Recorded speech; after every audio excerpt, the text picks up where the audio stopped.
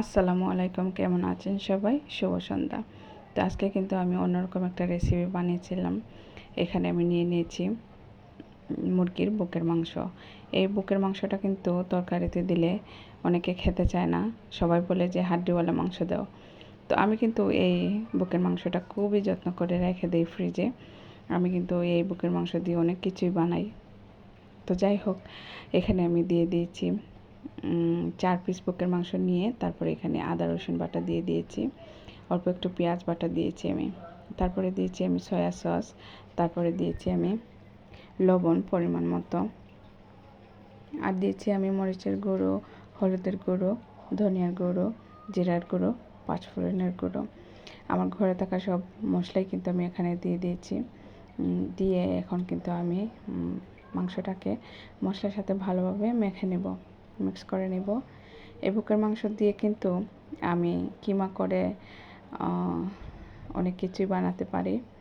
যেমন ধরেন মোমো বানাই, তারপরে নুডলসে দেওয়া যায়, পাস্তায় দেওয়া যায়, তারপরে আবার আপনারা কাবাব খেতে পারেন। আরও অনেক আইটেম আছে, আপনারা কিন্তু এই বুকের মাংস দিয়ে করতে পারেন। আমি কিন্তু মাংসটাকে একটু ফালি ফালি করে কেটে নিয়েছিলাম চাকু দিয়ে, যাতে মশলাটা ঢুকে। তো এই পর্যায়ে কিন্তু আমার সব মশলা দেওয়া হয়ে গেছে। এখন আমি আরেকটা কাজ করব।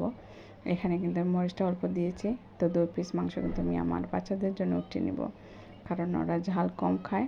আর আমাদের 2 পিসে কিন্তু আমি আরেকটু মরিচ অ্যাড করব, একটু ঝাল ঝাল করে রান্না করব। এটা কিন্তু আমি নাম দিয়েছি চিকেন স্টিক। তো চিকেন স্টিকটা কিন্তু আমি এখন আবারও মরিচ দিয়ে মেখে ভালোভাবে মশলার সাথে মিক্স করে নিচ্ছি।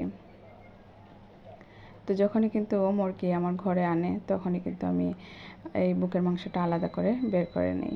তো এখানে কিন্তু আমি একটা জিনিস দিতে ভুলে গিয়েছিলাম, এই যে লেবুর রস। লেবুর রসটা কিন্তু আমি দিয়ে দিচ্ছি। লেবুর রস দিয়ে আবার একটু মেখে আমি কিন্তু এখন রেখে দেবো মাংসটা রেস্টের জন্য।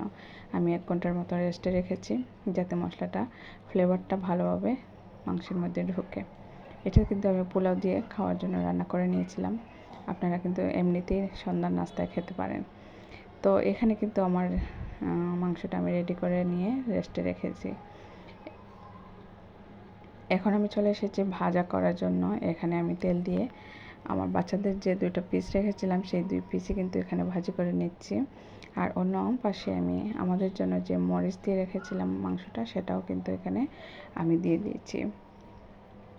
এই যে এখন আমি কিন্তু অল্প আঁচে বসিয়ে রাখবো, বসিয়ে রেখে উল্টে পাল্টে চিকেনটাকে আমি রান্না করে নেব। এই তো রেডি হয়ে গেল আমার চিকেন স্টিক। আমার এই রান্নাটা আপনাদের কাছে কেমন লেগেছে, রেসিপিটা আপনাদের কাছে কেমন লেগেছে